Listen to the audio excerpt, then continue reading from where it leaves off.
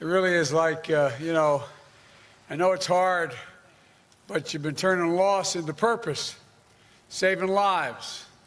People who, in fact, asked me about my circumstances in the past, I said the best way to get through it is the purpose. Find purpose. And you've done that. And Governor Tom and Christy Vilsack, my best buddies, thank you, thank you, thank you for all you've done for me before, now, and God willing, after. Jill and I will always be grateful for your support and your friendship.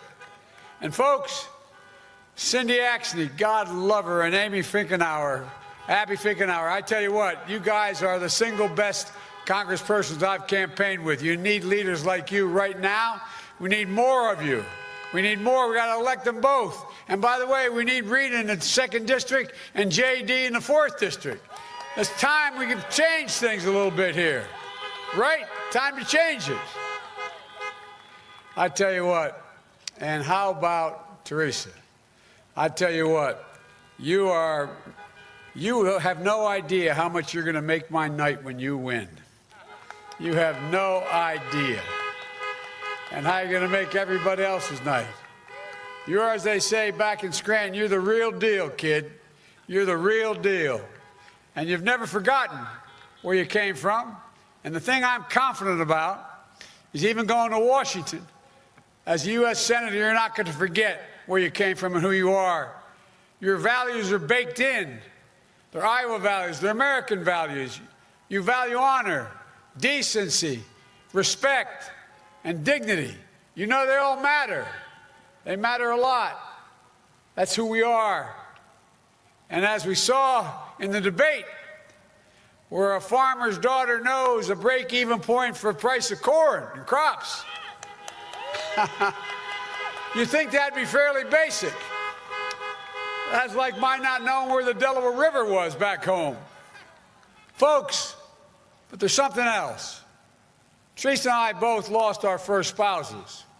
We've both been single parents to young kids. We both found a way back from broken places. And we know that's why you should elect this woman. Teresa to the United States Senate. She sees, she understands, she believes. When she talks to you, when you talk to her, you know, and I'm not just saying this, you know she understands. She gets it. You know, just like our good friend Tom Harkins was your senator, Teresa will be your senator for Iowa. Not like your opponent who's Donald Trump's senator for Donald Trump. Folks, only 4 days left. Millions of Americans are already voting. Millions more are going to vote by late Tuesday night. And I believe when you use your power, the power of a vote, we're going to change the course of the country and, quite frankly, the world. Right here in Iowa with all of you.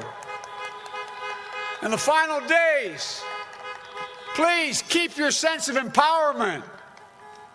Keep your sense of optimism of what we can do together, because you know we can do anything. I know how hard it is. More than 200, and now I think it's up to 30,000 people have died. America's dead because COVID-19, nearly 1,700 dead right here in Iowa. Iowa hit a record number of daily cases yesterday with over 2,300 and a record number of hospitalizations, more than 600. We've now hit 9 million cases nationwide, a tragic milestone. And millions of people are out of work, on the edge, and they can't see the light. They don't know. It just looks dark right now for them. 82,000 Iowa jobs lost in this pandemic, and still they've not come back. 70,000 jobs lost in Iowa since Donald Trump became president. Here at the fairgrounds, the Iowa State Fair canceled for the first time since World War II. And Donald Trump has given up. The White House Chief of Staff said it out loud last week. He said, we're not going to control the pandemic. We're not going to control the pandemic. In the debate last week with Donald Trump, he said, we're rounding the corner. It's going away. And only he could say, we're learning to live with it. Well, I may remember what I told him. We're not learning to live with it. We're having to learn to die with it because of you. Donald Trump has waved the white flag. He surrendered to this virus. But the American people don't give up. Remember what he said when he did that interview? He said, although he knew about the crisis, he knew how bad it was back in January, the end of January, he decided not to tell the people because he worried they would panic. Well, guess what? We don't panic. He panicked. And he misrepresented to us. Imagine if he had told us in January how dangerous this was and took action. It's estimated there'll be over 130,000 people still alive. And by the way, we don't cower, and nor do I, and never will we. Unlike Donald Trump, we'll not surrender to this virus. I'm going to put in place a plan to deal with this pandemic responsibly, which I laid out back in March, bringing the country together around testing, tracing, masking. It's estimated by the leading doctors in America that if you just wore those masks for the next, between now and the end of the year, we would save, just putting this mask on, we'd save 100,000 lives. It's expected that 200,000 more lives will pass between now and the end of the year. Dr. Fauci called last week for a mask mandate. This isn't a political statement. It's patriotic duty, for God's sake. But still, Donald Trump refuses to listen to science. He politicizes the race for a vaccine instead of planning for its safe and equitable and free distribution. He refuses to provide schools and small businesses the resources and national standards where they can open safely and stay open. But I'm going to bring together Republicans and Democrats to deliver economic relief to working families and schools and businesses. The Congress has already passed this legislation. It's sitting there. But he refused. He spent all his time this summer in his golf course bunkers or down in the White House bunkers. Think about it. I've been around for a while. I'll bet even Senator Grassley would have to acknowledge that I don't ever remember any president in a crisis where there's a disagreement in the House and the Senate between Democrats and Republicans, didn't even try to bring them together to deal with this. The House back in May passed the HEROES Act, which will allow businesses and schools to open safely because it costs money. You need sanitation. You need ventilation. You need masking. You need distancing. You need separators. It all costs money. But instead, 1 in 6 businesses now out of business because he won't act. I've said before, I'm not going to shut down the economy. I'm going to shut down the virus.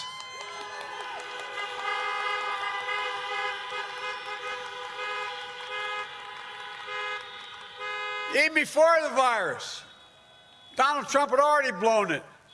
He inherited a strong economy from Barack and me. But like everything else he inherited, he squandered it. He squandered it, frankly.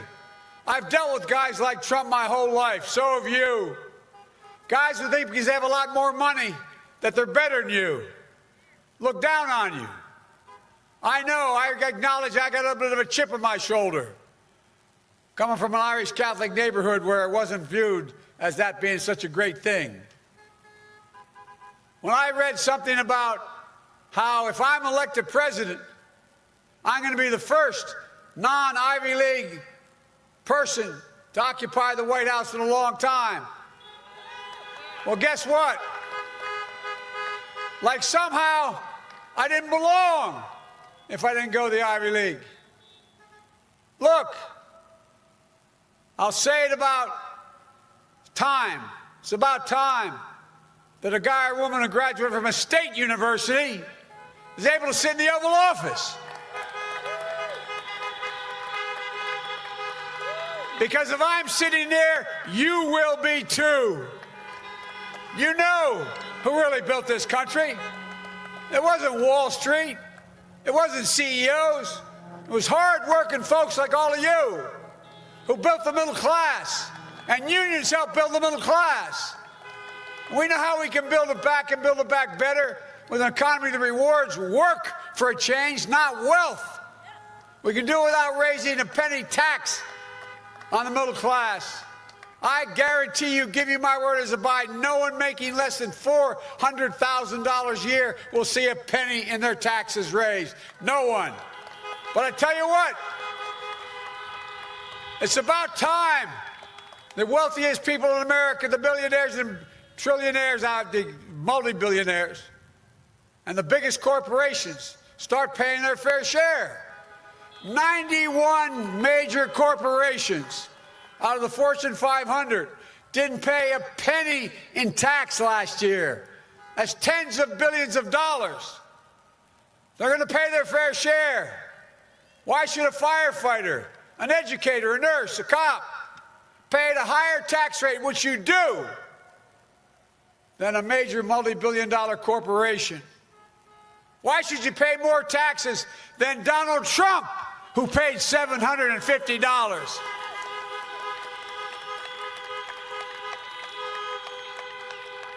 You want to know everything I don't like about Trump? Let me tell you, captured in one answer he gave. He was asked last time out about paying so little tax and allegedly being a billionaire. Know what he said? He said, it's because I'm smarter. I know how to game the system. Well, they ain't going to be gaming the system anymore in the Biden administration. They're going to start paying. And we're going to deliver tax relief for working families and middle class to help you buy your first home, pay for health care premiums or child care, or care for an aging loved one, or being able to pay off your student debt, for God's sake. Look, it's all about just where I come from. It's just about being fair. We're not asking anybody to do any more than anybody else. Just be fair, decent. Trump got a Supreme Court justice for overwhelming reason. By the way, never before has there ever been a hearing on a Supreme Court justice once an election began. That's never occurred. But he got his justice for one simple reason: to destroy the Affordable Care Act. He'd been trying since the day he got elected. And if they get their way, 100 million people will lose protection for pre-existing conditions, including 1.3 million Iowans will lose it. Complications of COVID-19 are going to become the next pre-existing condition, allowing insurers to jack up your premiums, delay your coverage. And a lot of young people don't realize this, but before Obamacare, insurance companies charged women more for the same health care they charge men because they could. That'll end. Donald Trump thinks health care is a privilege. I think it's a right. And we all get out and vote. And by the way, they're going to court in 10 days. 10 days. As he said, to wipe it all out, end it, all of it.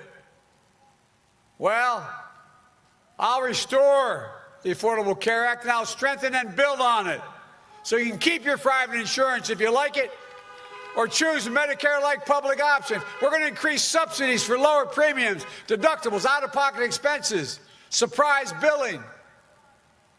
And as Teresa said, this time we are going to make sure Medicare can negotiate with the drug companies for prices, reducing them by 60%. I promise you we'll get that done. We're going to make sure we can keep protections for people with pre-existing conditions.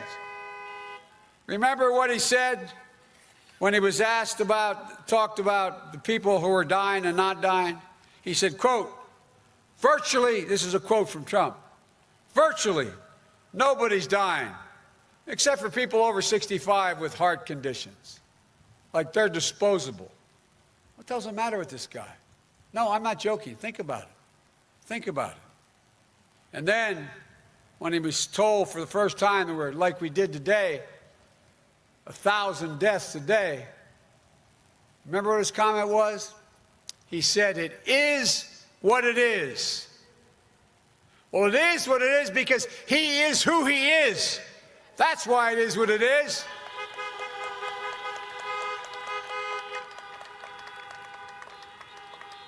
These guys are something else, man.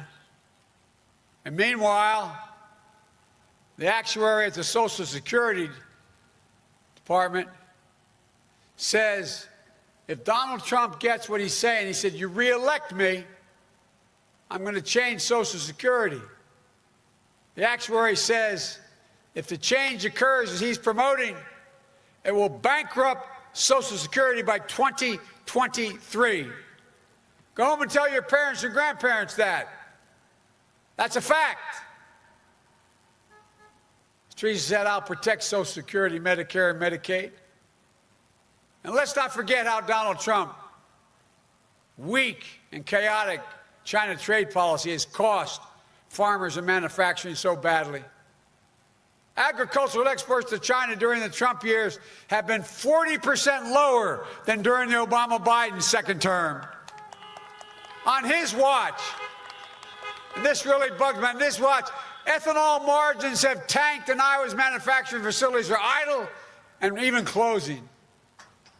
He even says, and I love this quote from him, he says, because of his bailouts, our farmers do better now than when they actually had a farm. I'm going to read that again. Our farmers actually doing better now than when they actually had a farm. Where's this guy from? Who does he think he is? Look, I'll do what he's been unable to do. I'll mobilize a true international effort to stop China's abuses so we can strengthen manufacturing and farming in Iowa and across the country. I'm going to hold China accountable, which he hasn't from the pandemic on. Folks, but there's nothing worse, in my view, than the way he has spoken about those who served in uniform. He called them losers and suckers. My son, Bo, many of you knew, volunteered to serve a year in Iraq, gave up the Attorney General's job to do it, won the Bronze Star, the Conspicuous Service Medal, and other awards. He was neither a loser or a sucker. He was a patriot. And Teresa, so is your son Dane, who is in the Army. He's a patriot, like all of your sons, daughters, and all of those of you who have served. It's no wonder that the 6 top generals in the President's administration left and said he does not deserve to be Commander-in-Chief. His own generals in his own administration. No president has ever had that happen. None. And that's why Special Forces Commander Stanley McChrystal, General, and the head of the Navy SEALs, Admiral McCraven, along with 20 other 4-star generals, endorsed me, saying they'd be proud to have me as Commander-in-Chief. A sitting president. And that's why the Military Times quotes, more troops will vote for Biden and Trump. Folks, it's not about me, it's about him. That's why we have to support our military. You vote for me, you're voting for them. And while Donald Trump fails to condemn white supremacy, we can vote to deliver racial justice. A season of protest has broken out all across America. And by the way, legitimate protesting is not burning or looting. Violence can never be tolerated, and it won't But those protester cries for justice, for George Floyd, Breonna Taylor, Jacob Blake, they'll not soon be forgotten, not by me, not by us, or not by this country. Folks, we have to vote to meet the challenge of climate crisis as well. More frequent extreme weather. The West is on fire. We've lost more forests than the total space of Connecticut and Rhode Island combined in the West. The Midwest, I need not tell you, is flooding.